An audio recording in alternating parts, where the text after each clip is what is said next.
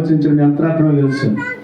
కొత్తల్లో ఉన్నప్పుడు, సమస్యలో ఉన్నప్పుడు, అక్కర్లో ఉన్నప్పుడు, నా స్థితి బాగలేదన్న సమయాల్లో ఎంతెంతగానో కేకలేసిన రోజులున్నాయి, ప్రార్థన చేసిన రోజులున్నాయి.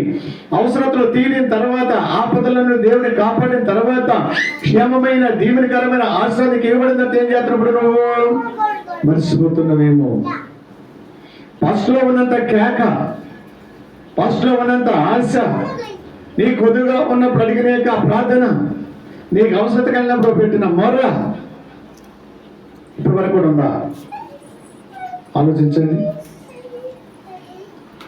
మేలులు జరిగిన తర్వాత, జరిగే ముందు చాలా అడుగుతాం ప్రభుని, ప్రాధాన్యపడి రకరకాలు అడుగుతాం, ఎంత ప్రార్థన చేస్తాం తెలుసు.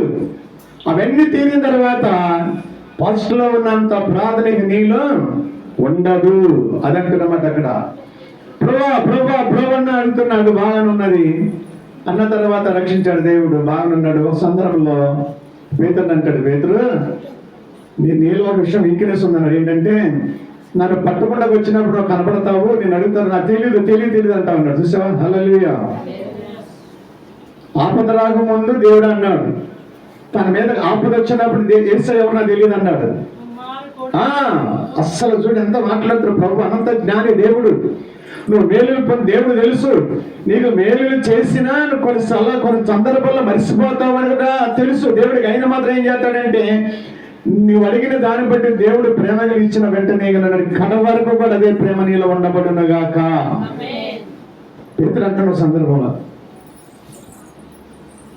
నువ్వెవరో నాకు తెలియదు, పుట్టుకోడు పెట్టుకున్నాడు.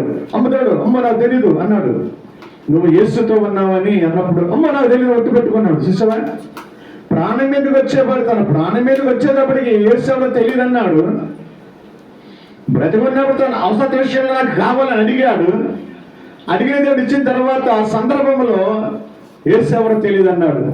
ఈరోజు ఆలోచించండి, ప్రభునందు ప్రియమైన సంగమా, ఎలాగుంది నీ ప్రార్థన? పేతురులాగా ఉన్నది నీ ప్రార్థన. ఆపదలు ఉన్నప్పుడు అడిగావు, మంచిదే. ఆపద తీర్చిన తర్వాత మళ్ళీ నువ్వు ప్రభుని ప్రశ్నలు అడగటం లేదేమో. సహోదరు, అడుగుడేకి మీయా బడును బయటలా అని చెప్పుకున్నాం. పేతురు, నువ్వు కోడి కొయ్యక మునుపు అని నువ్వు 3 సార్లు తెలవదంట. చూసావా? పేతురికి మేలు చేస్తే ఆ మేలు నీకు మర్చిపోయారంటే, దేవుడు నీకు మేలు చేస్తే, యేసయ్య నీకు మేలు చేస్తుంటే ఎన్నెన్నో మేలు చేస్తాడు దేవుడు. చేస్తాడా? నష్టాల్లో, ఆపదల్లో, వ్యాధుల్లో, రోగములో, భయంకరమైన నీ రోగాలు కలిగిన